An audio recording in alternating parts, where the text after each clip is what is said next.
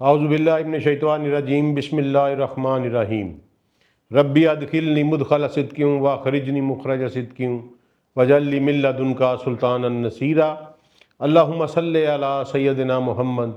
وعلی آلہ وصحابہ وازواجہ وبارک وسلم۔ السلام علیکم۔ محرم الحرام کے حوالے سے ہم نے گفتگو شروع کی ہوئی تھی، واقعہ کربلا کے سلسلے میں ہماری جو سیریز تھی اس کو انشاءاللہ اختتام پہ پہنچاتے ہیں۔ اب آج نہیں تو کل انشاءاللہ یہ ختم ہو جائے گی، اور اس کے بعد انشاءاللہ اگست تک یہ تحریری شکل میں، کتاب کی شکل میں یہ سارا کچھ اللہ کے فضل و کرم سے آ جائے گا، اور میں آپ کو انشاءاللہ انفارم بھی کر دوں گا۔ دیکھیں، حسین علیہ السلام جو ہیں، ان کا وجود اس امت مسلمہ کے لیے ایک بہت بڑا کڑا امتحان ثابت ہوا ہے۔ ایک تو وہ امت جس نے ان کے خون سے ہاتھ رنگے، لیکن اس کے باوجود وہ اسلام کا دعویٰ کرتے رہے، مسلمان ہونے کا دعویٰ کرتے رہے، ان کے لیے یہ ایک بہت بڑی آزمائش بنی۔ اور اس کے بعد قیامت تک کے لیے ہر وہ شخص جو قتل حسین پر خوش ہوگا، جو قاتلین حسین کا دفاع کرے گا، اور ہر وہ شخص جو حسین کی یاد کا ذکر کرنے والے کی مخالفت کرے گا، وہ سمجھ لیں کہ اللہ کی طرف سے ایک ابتلا میں مبتلا ہے۔ یہ ایک لٹمس ٹیسٹ ہے، جہاں جناب مولا علی علیہ السلام کے بارے میں ایک لٹمس ٹیسٹ رسول اللہ صلی اللہ علیہ وآلہ وسلم نے دیا کہ علی سے محبت صرف مومن کر سکتا ہے، اور علی سے بغض جو ہے وہ صرف منافق رکھ سکتا ہے۔ اسی طرح جناب حسین علیہ السلام کی ذات بھی ایک لٹمس ٹیسٹ کی حیثیت رکھتی ہے۔ حسین سے محبت صرف وہی کرے گا جس کو رسول اللہ صلی اللہ علیہ وآلہ وسلم سے محبت ہے۔ اگر آپ نے کسی میں بغض رسول دیکھنا ہو، بغض رسول صلی اللہ علیہ وآلہ وسلم کے حوالے سے کسی کو ٹیسٹ کرنا ہو، تو اس کے سامنے حسین کا ذکر کر دیں۔ اگر اس کے ناک منہ چڑھے تو سمجھ لیں کہ وہ مریض بغض رسول ہے، اور یہ مرض لا علاج ہے، پتہ نہیں کہاں تک لے جائے گا انسان کو۔ حسین ایک ایسی شخصیت ہے، میں ایک جملہ کہنے لگا ہوں، اس کو ذہن نشین کریے گا کہ حسین کو ٹھیک کہنے کے لیے بڑوں بڑوں کو غلط کہنا پڑتا ہے۔ اگر آپ ان بڑوں بڑوں کو غلط نہیں کہتے تو آپ حسین کو ٹھیک نہیں کہہ سکتے، اس لیے کہ کچھ بڑے نام جو ہیں، جن کو خود ساختہ بڑا نام بنایا ہوا ہے، ان کے ہاتھ حسین کے خون سے رنگے ہوئے ہیں۔ تو آج میں آپ کو ایک، جہاں پہنچے تھے کہ مدینہ کو لوٹا گیا جس طرح، اس کے بعد مدینہ پر جو حملہ کرنے والا تھا لعنتی کردار مسلم بن عقبہ، وہ اس کو آرڈر تھا کہ مدینہ کو پامال کر کے تو مکہ کی طرف جانا ہے اور مکہ کو پامال کرنا ہے، تو وہ مر گیا رستے میں، اس کو عذاب نے آ لیا، موت نے آ لیا، وہ اپنے انجام کو پہنچا۔ اور ابن نمیر کی سربراہی میں یا ان لشکر کی قیادت میں وہ لشکر مکہ کی طرف روانہ ہوا۔ مکہ میں جناب عبداللہ بن زبیر اپنی بیعت لے کر اپنی خلافت کا اعلان کر چکے تھے۔ یہ چیز آج میں نے آپ کے ساتھ ڈسکس کرنی ہے، اور پہلے میں آپ کو بتا لوں کہ انہوں نے جا کے پھر یہ جو یزیدی لشکر تھا، انہوں نے جا کے مکہ کا محاصرہ کیا۔ جناب عبداللہ بن زبیر کا ایک بھائی شہید بھی ہوا، پھر انہوں نے کعبہ کے اوپر سنگ باری کی، ٹھیک ہے، اور جلتے ہوئے تیر کعبہ کے اوپر پھینکے، جس سے کعبہ کا غلاف جل گیا، کعبہ کی دیواروں کو نقصان پہنچا۔ لیکن اللہ کا کرنا یہ ہوا کہ ابھی یہ لشکر اسی حالت میں تھا کہ پیچھے سے یزید مر گیا۔ دوستو، یہ یزید کی جو موت ہے وہ بذات خود ایک عبرت ناک موت ہے، لیکن ہم اس کو اس لیے زیادہ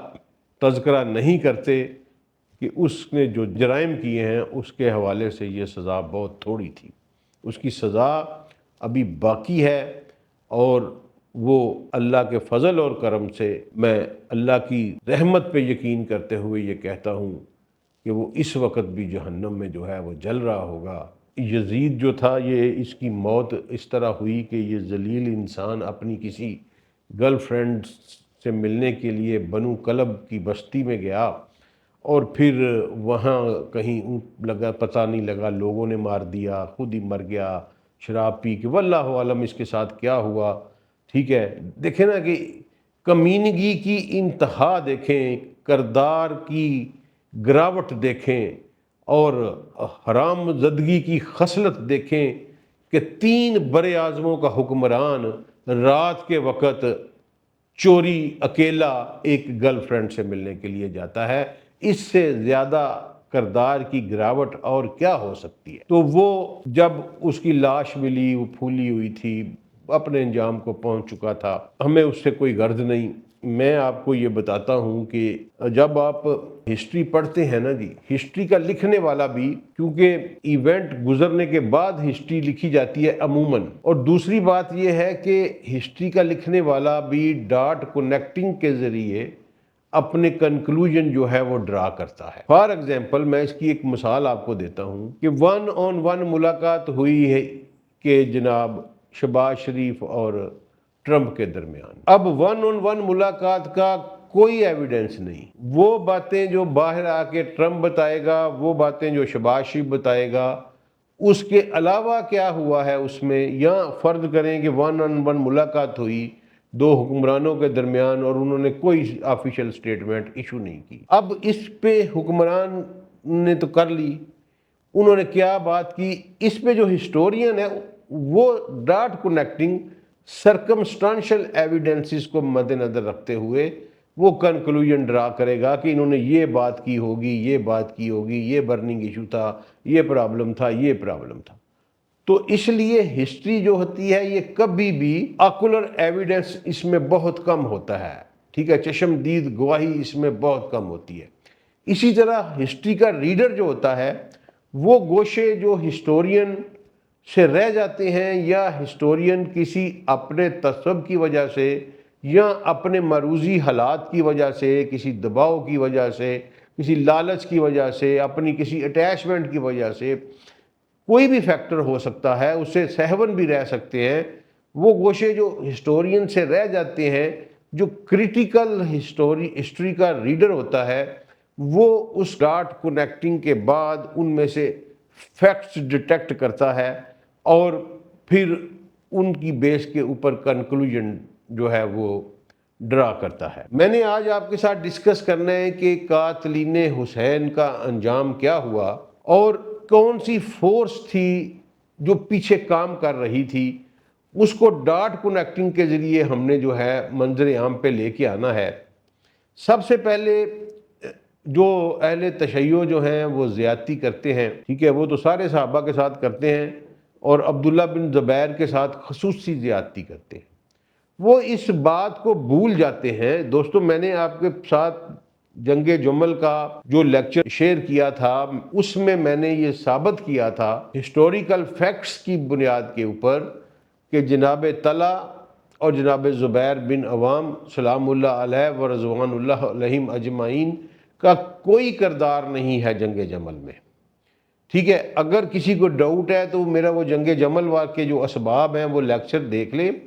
یہ بالکل ہسٹری اس کے اوپر پوری سمجھ لیں آئینے کی طرح کلیئر ہے کہ وہ کس حالات سے دوچار تھے، کیا ہوا، اور پھر وہ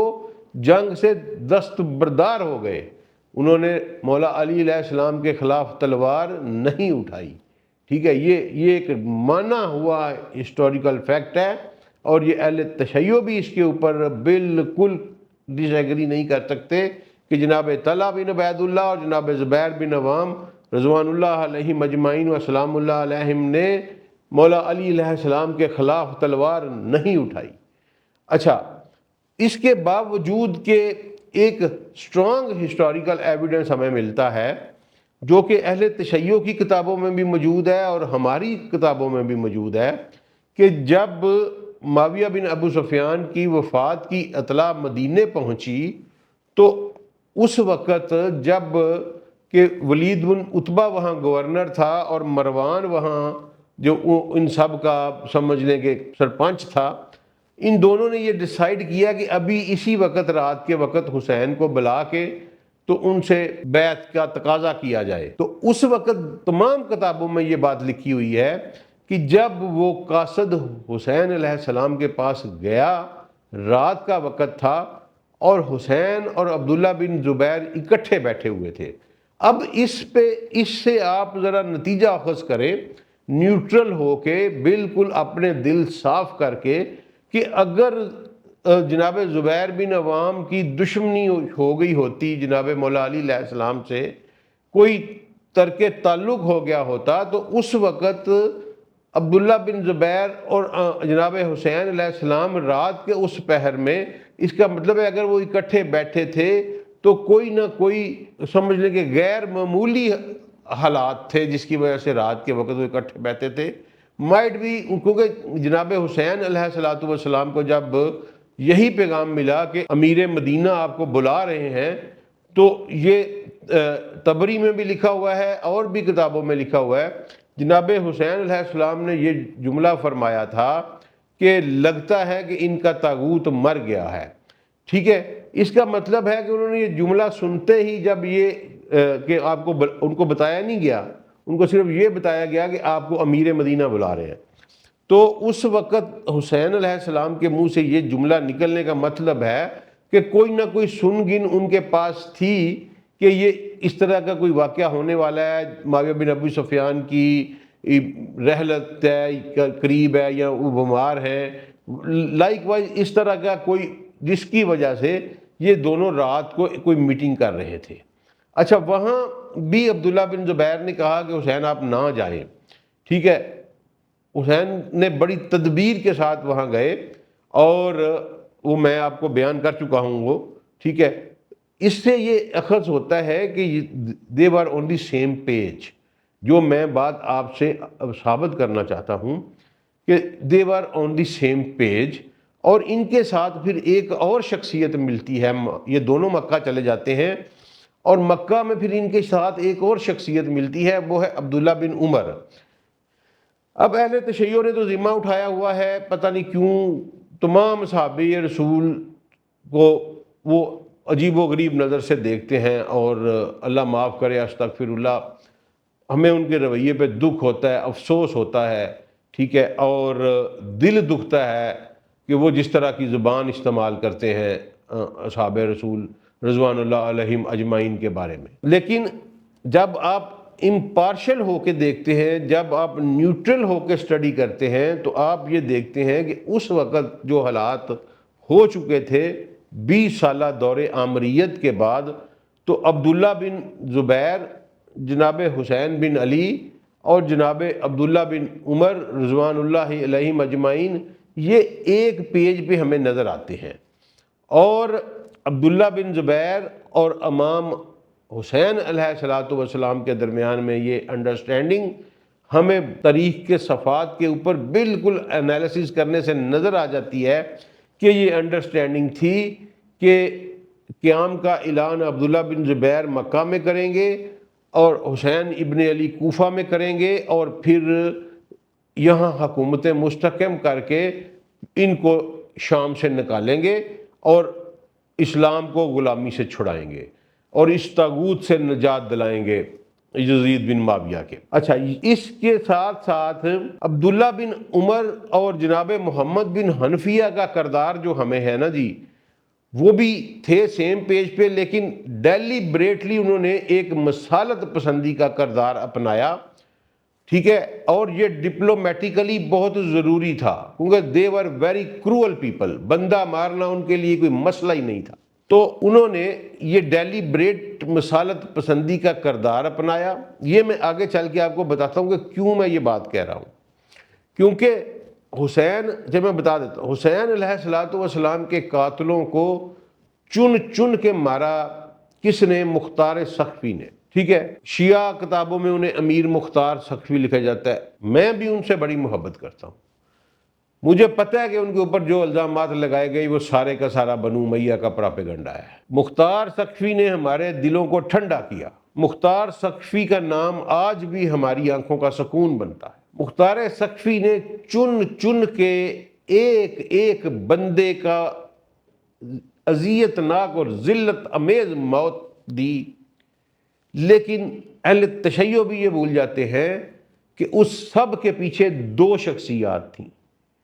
روحانی طور پر جو شخصیت تھی وہ محمد بن حنفیہ کی تھی، اور محمد بن حنفیہ انتقام لے رہے تھے حسین کا، اور مالی طور پر اور سیاسی اثر و رسوخ کے لیے جو شخصیت پیچھے کام کر رہی تھی وہ عبداللہ بن عمر تھے۔ سرمایہ بھی ان کا چل رہا تھا اور سیاسی اثر و رسوخ بھی ان کا چل رہا تھا۔ اب میں آپ کو ایک بتاتا ہوں کہ جب کربلا کی طرف کوفہ کے لوگوں کو بھیجا گیا، اور سرداران کوفہ جن کو شیعان علی بھی کہتے ہیں، ان میں سے کچھ لوگوں کو قید کر دیا گیا، کچھ کو زبردستی بھیج گئے، کچھ بزدل تھے۔ دوستو جو کچھ بھی تھا، میں آج کے اہل تشیع کے اوپر یہ بات نہیں کر رہا، اس وقت کوفہ میں میجارٹی لوگوں کی 90% میجارٹی جو تھی وہ شیعان علی کی تھی، اور ہم تاریخ کے صفحات کے اوپر یہ دیکھتے ہیں کہ کربلا کے میدان میں کوئی شام سے لشکر نہیں آیا، کوئی مصر سے لشکر نہیں آیا۔ کربلا کے میدان میں اگر 4000 گئے ہیں، 8 گئے ہیں، 12 گئے ہیں، 30 گئے ہیں، جتنے بھی گئے ہیں یہ سارے اہل کوفہ ہی تھے، اور ان میں میجارٹی شیعان علی کی تھی۔ ٹھیک ہے، یہ ایک ہسٹوریکل فیکٹ ہے۔ آج کے اہل تشیع کی وفاداری اس سے مشکوک نہیں ہوتی۔ آج کے اہل تشیع کا اپنا ایمان ہے، اس وقت کے جو شیعان علی اپنے آپ کو کہلاتے تھے ان کا اپنا ایمان ہے، ان کو غصہ کرنے کی کوئی ضرورت نہیں۔ مجھے اپنے اہل تشیع بھائیوں کی یہ سمجھ نہیں آتی کہ جب بھی ہم ساسانی امپائر کے خلاف بات کرتے ہیں، اور ایرانین جو ایفرٹس ہیں جو انہوں نے پلیوٹ کی ڈیلیبریٹلی اسلامی تعلیمات کو، جب ان کے خلاف بات کرتے ہیں، انہیں ڈیٹیکٹ کرتے ہیں، تو انہیں غصہ کیوں لگتا ہے؟ ہم تو ساسانیوں کے خلاف بات کر رہے ہیں، ہم تو آتش پرستوں کے خلاف بات کر رہے ہیں۔ اچھا، اسی طرح جب ہم یہ کہتے ہیں کہ اس وقت کے جو شیعان علی تھے انہوں نے غداری کی جناب مولا علی علیہ السلام کے ساتھ بھی، 40 خطبے نہج البلاغہ میں، 40 خطبے میں، آپ اگلا کسی دن لیکچر آپ کو دوں گا نہج البلاغہ کے اوپر، وہ مولا نے اپنے شیعوں کے خلاف دیے اور طبیعت صاف کر دی ہے، چھترول کر کے طبیعت صاف کر دی ہے۔ اسی طرح اہل تشیع کی کتابوں میں لکھا ہوا ہے کہ امام حسن علیہ السلام نے کہا کہ میرے شیعوں نے، یہ لفظ ہے امام حسن کے، کہ میرے کوئی آئے میرے ساتھ اہل تشیع میرے ساتھ بات کر لے، امام حسن علیہ السلام کے، کہ میرے شیعوں نے میرے نیچے سے مسلح کھینچا، مجھے ضرب لگائی، اور پھر مجھے باندھ کر معاویہ کے ہاتھوں بیچنے کا پروگرام بنایا۔ اچھا، اس میں بھی بعض روایات میں اس ساری ایکٹیویٹی میں بھی مختار ثقفی کا نام بھی آتا ہے، ٹھیک ہے، لیکن وہ تھے تو شیعان علی ہی، جو کچھ بھی تھا وہ شیعان علی ہی تھے۔ آج کے اہل تشیع کو اس پہ غصہ کرنے کی کوئی بات نہیں، جب امام خود کہہ رہے ہیں کہ میرے شیعوں نے یہ کیا،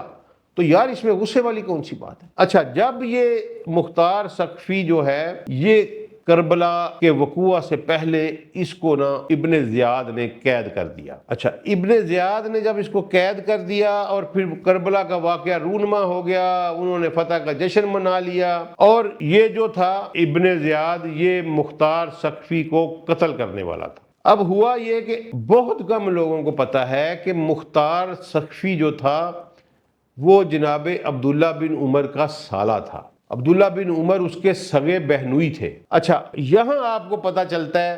کہ عبداللہ بن عمر کے اوپر یہ زبان درازی کرتے ہیں کہ انہوں نے واقعہ حرہ میں یزید کی بیعت توڑنے سے اہل مدینہ کو منع کیا، اینڈ لائک وائز انہوں نے فلاں کی بیعت کر لی، فلاں کی کر لی۔ یہاں آپ کو اہمیت کا پتہ چلے گا کہ عبداللہ بن عمر کس اسٹریٹجی پہ کام کر رہے تھے۔ اگر عبداللہ بن عمر وہ کردار نہ کرتے تو مختار کی جان نہ بچتی، مختار کی جان نہ بچتی تو قاتلین حسین سے انتقام کون لیتا؟ یہ سارا اللہ کا پروگرام چل رہا تھا۔ ابن زیاد نے جب مختار کو قتل کرنے کا اندیا دیا تو ابن مختار ثقفی نے اپنی بہن کو پیغام بھیجا کہ عبداللہ بن عمر کو کہو کہ یزید سے میری سفارش کرے۔ عبداللہ بن عمر نے یزید کو باقاعدہ خط لکھا اور اس خط میں لکھا کہ تم اس کو رہا کرو مختار کو، کیونکہ یہ میری گھر والی کا بھائی ہے، لہذا میرا خط پاؤ تو اس کو رہا کرو۔ اب یزید کو یہ بات پتا تھی کہ عبداللہ بن عمر ہی میری صرف اس پورے حجاز میں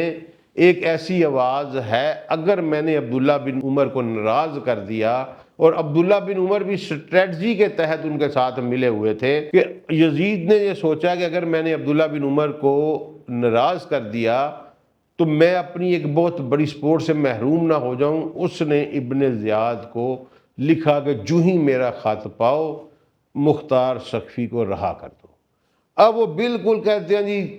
اس نے قتل کا پروگرام بنایا، جلاد تیار تھا، کوئی چند منٹوں کا گیپ پڑا ہے اور وہ خط آ گیا یزید کا ابن زیاد تک، اور مختار ثقفی کو رہائی مل گئی۔ یہ عبداللہ بن عمر کا کردار دیکھیے یہاں پہ۔ اگر عبداللہ بن عمر نے مصالحتی رویہ نہ اپنایا ہوتا تو یزید کبھی بھی عبداللہ بن عمر کے کہنے کے اوپر مختار ثقفی کو نہ چھوڑتا۔ اچھا، اس کے بعد ہوا یہ، اسی سکیم کے تحت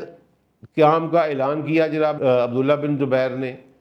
اور اپنی حکومت قائم کر لی۔ جب اس محاصرے کے دوران ان کو پتہ چلا کہ یزید مر گیا ہے تو اس کے لشکر نے واپسی کی راہ لی، اور اس وقت مروان کو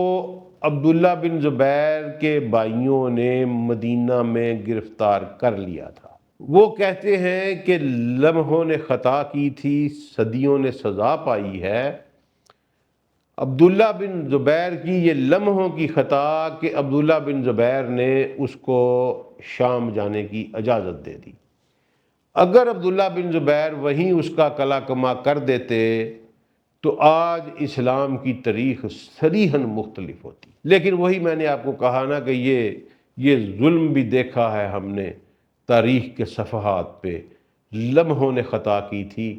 صدیوں نے سزا پائی ہے۔ تو وہ سزا پھر صدیوں نے پائی۔ مروان وہاں شام پہنچا، ابن زیاد بھی وہاں پہنچ گیا، یزید مر چکا تھا، یزید کے بعد اس کا بیٹا بنا معاویہ بن یزید، اس نے کوئی نیک روح تھا، جو کچھ بھی تھا، اس نے کہا کہ میرے باپ کی حکومت جو ہے وہ آل رسول کے خون کے اوپر جو ہے وہ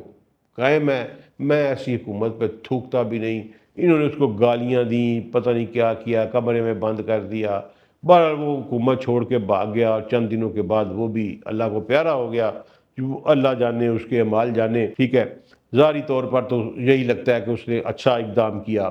اچھا، اس کے بعد خالد بن یزید تھا اور مروان وہاں پہنچ گیا، اور یہ بالکل ابن زبیر کی بیعت کرنے پہ سارے تیار ہو گئے، لیکن ابن زیاد وہاں پہنچا، اس نے ان کو انسٹیگیٹ کیا، ورگلایا، اور بنو امیہ کو کہا کہ تم مروان کی بیعت کر لو۔ بنو امیہ جتنے بھی شام میں تھے انہوں نے مروان کی بیعت کر لی، اور مروان نے بڑی چال چلی کہ خالد یزید کی جو بیوہ تھی، فاختہ اس کا نام تھا، اور اس کی خالد کی ماں تھی، وہ مروان نے اس کے ساتھ نکاح کر لیا، اور اس کو کہا کہ میں تمہیں اپنے بعد خلیفہ بناؤں گا۔ مروان فراڈیا آدمی تھا، ٹھیک ہے، اس نے ان کے ساتھ بھی فراڈ کیا، یزید کی اولاد کے ساتھ بھی، اس نے اپنے بھائی کی اولاد کے ساتھ عمر بن سعید وغیرہ کے ساتھ بھی جو ہے فراڈ کیا۔ خیر وہ بہرحال وہ آگے چل کے بات آئے گی۔ مروان نے وہاں بیعت لے لی، اور پھر مروان نے جو بنو کلب کا قبیلہ تھا جو عرب اور شام کی سرحد پہ آباد ہے، اور آج بھی وہاں آباد ہے، بنو کلب بھی آباد ہے، ٹھیک ہے، وہ قبیلہ جو تھا وہ ننہال تھا اس کا، یزید کا، ٹھیک ہے، ان کی سپورٹ اس نے مانگی، انہوں نے اپنے بندے بھیجے اس کے، اور شام سے اس نے بندے اکٹھے کیے۔ اس میں کوئی شک نہیں کہ بنو امیہ پھر وہ جان کی بازی لڑا کر لڑے، اور انہوں نے شام کو، دمشق کو بچا لیا، اور جناب عبداللہ بن زبیر کا قبضہ نہیں ہونے دیا اس کے اوپر۔ اچھا، اب دوسری طرف کیا ہوا؟ دوسری طرف یہ ہوا کہ کوفہ کے جو روسائے اہل تشیع تھے، جو شیعان علی تھے، اب جب یہ سارا کچھ ہو گیا تو ان کے ضمیر نے خلش شروع کر دی۔ کچھ کو جو پرومیننٹ بندے تھے ان کو تو بند کر دیا، لیکن ظاہر ہے کوفہ کی آبادی اس وقت کہتے ہیں 80-90 ہزار لاکھ کے قریب تھی، تو لاکھ بندے کو تو نہیں بند کیا جا سکتا، اور پھر جو فوج بھی گئی تھی وہ کوفہ سے ہی گئی تھی، جو حسین کے ساتھ لڑائی کے لیے گئی تھی۔ خیر وہ لوگ جب رہا ہوئے تو انہوں نے آپس میں ایک دوسرے کو ملامت کیا اور کہا کہ ہماری بخشش نہیں ہونی unless and until ہم حسین کا انتقام لیں، اور یا پھر جو ہے ہم مارے جائیں اس راہ میں۔ انہوں نے ایک موومنٹ شروع کی، جناب سلیمان بن سرد رسول اللہ صلی اللہ علیہ وآلہ وسلم کے صحابی ہیں، ان کے ساتھ 4-5 اور بندے تھے، پکے ٹھٹھے جو تھے وہ صحابی تھے، یعنی شیعان علی جو تھے اور الیٹ کلاس تھی ان کی، اہل کوفہ کی شیعان علی میں سے، انہوں نے یہ کام جو ہے نا جی یہ شروع کیا اور یہ تحریک شروع کی، اور آہستہ آہستہ بندوں کی جو بھرتی ہے نا جی وہ شروع کی انہوں نے۔ اچھا اس کے بعد وہ جو بندے تھے ان میں ایک تو سلیمان بن سرد خزائی، یہ نبی صلی اللہ علیہ وسلم کے صحابی تھے، مصعب فزاری یہ جناب مولا علی علیہ السلام کے بہترین اصحاب میں تھے، عبداللہ ازری اور عبداللہ تمیمی اور رفاع بجلی، یہ الیٹ کلاس کے یہ 5 سردار تھے۔ انہوں نے یہ تحریک شروع کی اور کہا کہ ہماری توبہ صرف ایک صورت میں قبول ہو سکتی ہے کہ ہم یا تو حسین کے علیہ السلام کے قاتلوں کو مار دیں یا ہم ان کے خلاف لڑتے ہوئے خود مر جائیں۔ اچھا انہوں نے پھر جو ہے نا جی جناب حذیفہ بن یمان، میں نے آپ کو بتایا تھا بہت بڑے صحابی ہیں، رازدار رسول ہیں۔ حذیفہ بن یمان جو تھے یہ گورنر تھے خراسان کے جب جناب عثمان شہید ہوئے ہیں، تو انہوں نے چند دن بعد وفات پائی اور اپنے بچوں کو یہ وصیت کی کہ علی کا ساتھ نہ چھوڑنا۔ ان کے بچے جو تھے، بیٹے جو تھے، وہ علی تک تو ان کے ساتھ رہے، لیکن اس کے بعد پھر ظاہر ہے 20 سالہ آمریت کا دور آیا اور انہوں نے بھی حسین علیہ السلام کا ساتھ نہیں دیا۔ سلیمان بن سرد نے ان کو بھی بلایا، وہ بصرہ میں مدائن میں مقیم تھے۔ مدائن سے لشکر جو ہے وہ جناب حذیفہ بن یمان کے بیٹوں نے اکٹھا کیا، کچھ چوری چھپے جو ہے وہ بصرے سے بندے آ گئے، اور یہ پھر سلیمان بن سرد کو انہوں نے اپنا قائد بنایا، اور یہ بیچارے پھر سارے گئے، پہلے میدان کربلا میں گئے، جناب حسین علیہ السلام کی قبر مبارک پر حاضری دی، لیکن اس کے بعد پھر یہ ابن زیاد سے لڑے اور یہ سارے کے سارے جو تھے نا یہ شہید کر دیے گئے۔ انہوں نے پھر وفا کا حق ادا کیا۔ اس وقت اگر ان شیعان علی سے کوئی غلطی ہو بھی گئی تھی، لیکن انہوں نے بعد میں پھر اپنے اس غلطی کا خراج دیا کہ اللہ ہماری توبہ قبول کرے۔ یہ 4000 بندہ تھا، 4000 کے 4000 بندے نے وہاں اپنی جان قربان کر دی اور اللہ کو پیارے ہو گئے۔ اللہ تعالیٰ ان کی خطائیں معاف فرمائے۔ انہوں نے خطا تو بہت بڑی کی تھی، لیکن پتہ نہیں کیا حالات تھے، ہم خام خواہ ان کو کہیں، ہم ان کے لیے دعا کرتے ہیں کہ اللہ تعالیٰ ان کی خطائیں معاف کرے، اللہ ان کی قربانی کو قبول فرما لے۔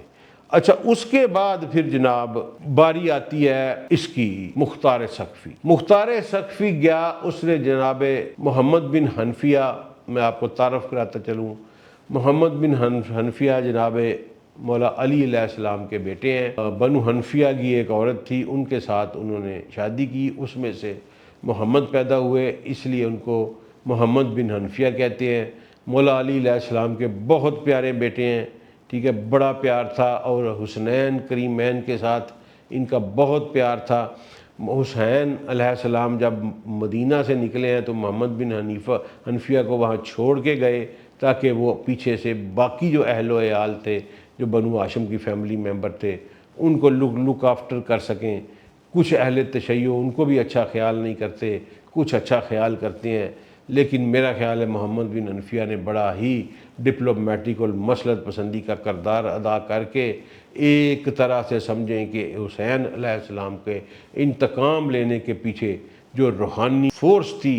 وہ پھر مختار گیا، اس نے بیعت کی محمد بن حنفیہ کے ساتھ، قسم کھائی کہ آپ میرے لیے یہ دعا کریں کہ اللہ مجھے اس وقت تک موت نہ دے جب تک حسین کا ایک ایک قاتل میں مار نہ لوں، اور جب تک حسین کا کوئی قاتل اس روئے زمین پر ہو اللہ تعالیٰ مجھے موت نہ دے۔ یہ حلف لیا